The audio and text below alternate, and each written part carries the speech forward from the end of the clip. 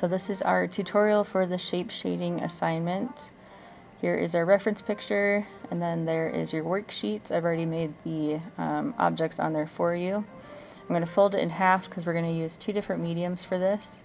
So on the left side we're going to use graphite, and then the right side we're going to use charcoal. If you're left-handed, you'll just swap this, but just make sure that you do the charcoal drawing last because it tends to get messy.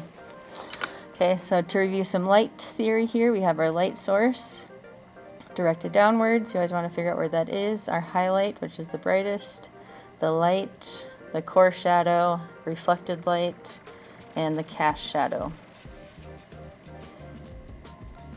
And then I also want you to be using your value scale. So you'll have this part finished, and I want you to use your actual value scale. For me, because I haven't done mine, obviously, I'm going to just fold it and then tear off that value scale so I can use it as I'm drawing. So it's going to be a good thing to have around for a reference, so you can double check your values. I really want you to be making sure that you're getting all 9 steps of those values in your shapes. Okay, so all of those light theory definitions, your highlight, light, reflected light, core shadow, and cast shadow. So you can see now I can place those values directly against my picture or my reference, and I can pick out what step of value exactly each one is. So you can see me kind of comparing them and seeing which one fits the best. So that's going to be your holy grail. Okay, so we're going to start with the graphite side, and I've got my value scale handy at the top so I can reference it as I'm drawing.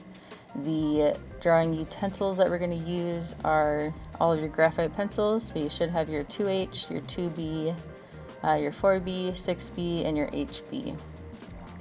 And just as a review, 6 is the softest, 2H is the lightest.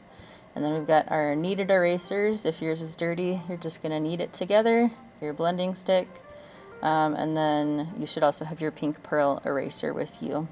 Okay, so I'm going to start with my 6B, and the first thing that we're going to do is to essentially simplify down all the values into kind of their own specific shape.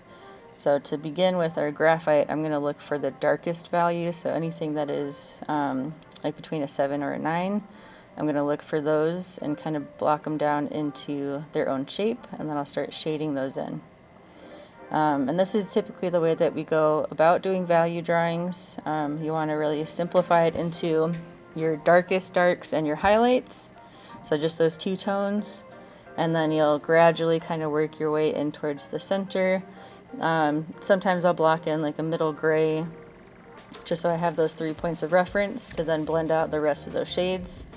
And then you'll see in the charcoal section of this, we'll go about shading in the opposite way. So we'll do some lifting up instead of drawing down. Okay, so I'm just blocking in those values. You can see I'm putting a little bit more pressure on my pencil for the areas that I know are going to be darker, or like a 9 value. And you'll also notice that I'm using kind of the gradated technique where I'm using my pencil on its side, so on the side of the lead, so I have a lot more space to use to shade it with. It kind of helps you shade things in a lot quicker. You could be using your hatching or cross hatching, totally up to you, whatever you feel most comfortable with. Because I am an impatient gal, I like to get my values kind of blocked in really fast so I can start getting to all the good stuff. Okay, then I'm pulling out my blending stump, and I'm going to, oh yes, I'm saying you can use your blending stump or you can use your finger. So I'm going to use my blending stump just to kind of blend those values to kind of a smoother tone so I can see one tone in general. Right here I'm showing you how to use your blending stump very awkwardly. So you want to use it on the side and not the point. So you want to use the side of it to blend larger sections of values. Again, it's just a time thing. You'll be able to blend a lot quicker, and you really only want to use the tip of that blending stump if you're blending things that are really small, so like small details. So I'm going to keep blending through, and you can see I'm really not being precious about this, just kind of blending all different directions. You'll notice that if you blend like perpendicular to your strokes, your pencil strokes, that it'll blend it a little bit smoother. So if you're having troubles getting a really smooth blend, try going the opposite direction of your pencil marks. Okay, I'm putting in the background. So we know that the darkest values in this photo reference are going to be our core shadows and then kind of the back of that table, so it's a really high contrast. So I'm going to work that in just so I have a reference for the values that are going to put on the shapes. So I'll still know that it needs to be darker on the table than my darker value on that cylinder type shape.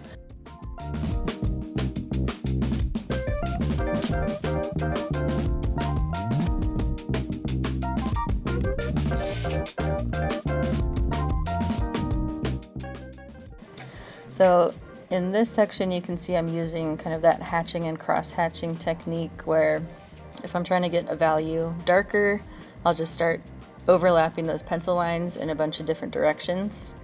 And that's kind of a good quick way to build up darker values pretty fast. So lots of different directions.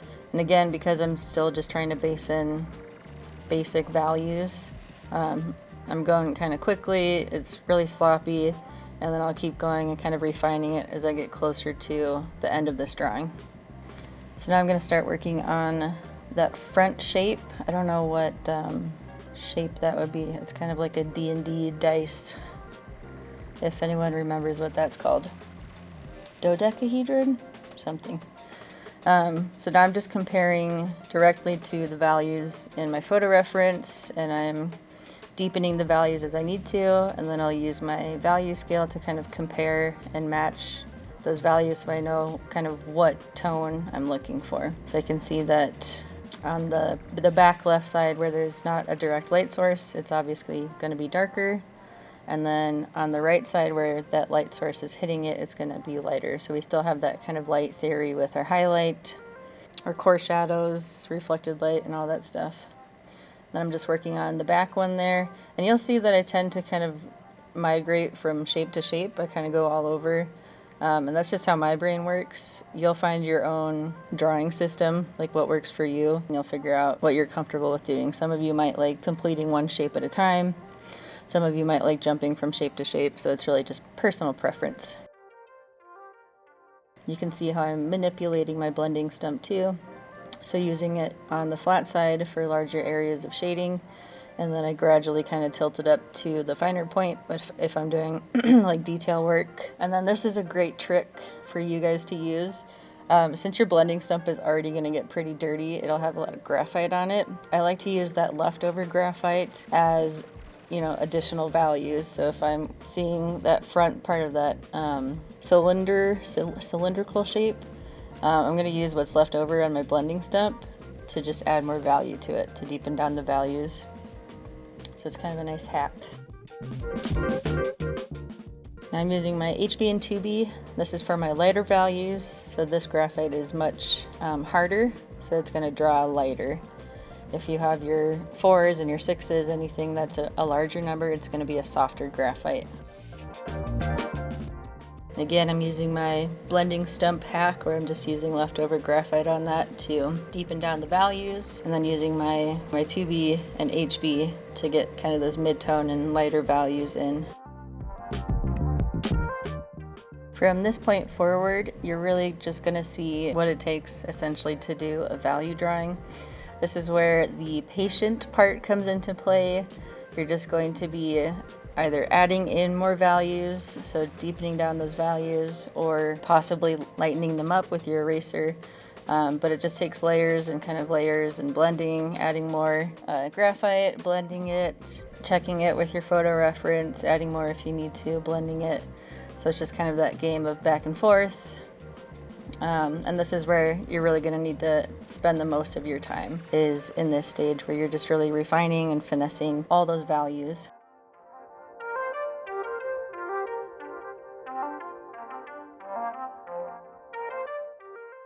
So here is where I'm talking about I'm using the very tip of it instead of the edge for that detail work, so I can really get into the kind of the corners of that triangular section of that object.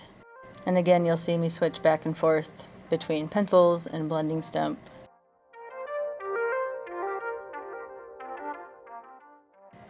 So here I'm just pointing out that I got a little bit too dark in one of my sections. So I'm going to use that hard edge of my pink pearl eraser to kind of cut in and bring back that transition between those two values. So you can use your eraser and your pink pearl as like really great like highlight tools. I do want you to keep in mind that there is a point where you're not going to be able to erase anything anymore, so just know the eraser is just going to pick up what's on the mountaintops and it won't be able to get down into the valleys. So just be careful. You can always make things darker, but it's really hard to make them lighter once you go too dark. Okay, so last tip that I want to give you, as I'm reviewing this footage and comparing my final drawing with the photo reference, I'm noticing that there's still quite a few values that I could definitely make darker. I find that a lot of beginning drawing students will keep the values fairly light and kind of be afraid to go darker. So don't be afraid to kind of push those dark values dark enough where you're building enough contrast. Yeah, I'm seeing on that front shape there, I should have taken that value down quite a bit more. So I think I'm going to have to go back and fix that. And then another really good trick too is just to get some distance. So if you can, like tape your photo reference and your drawing to a wall and then like take 10 steps back, that'll give you like a really good comparison with your values. So sometimes distance, getting a little space from your drawing, can help you reflect and see what things need to be revised, what values need to be darker, if there's any values that need to go lighter, everything like that. Okay, so that pretty much wraps up part 1 of your graphite shading. In the next video, I will go over how to do charcoal shading, and we're going to go about it in a slightly different way than we did in our graphite drawing. So, good luck!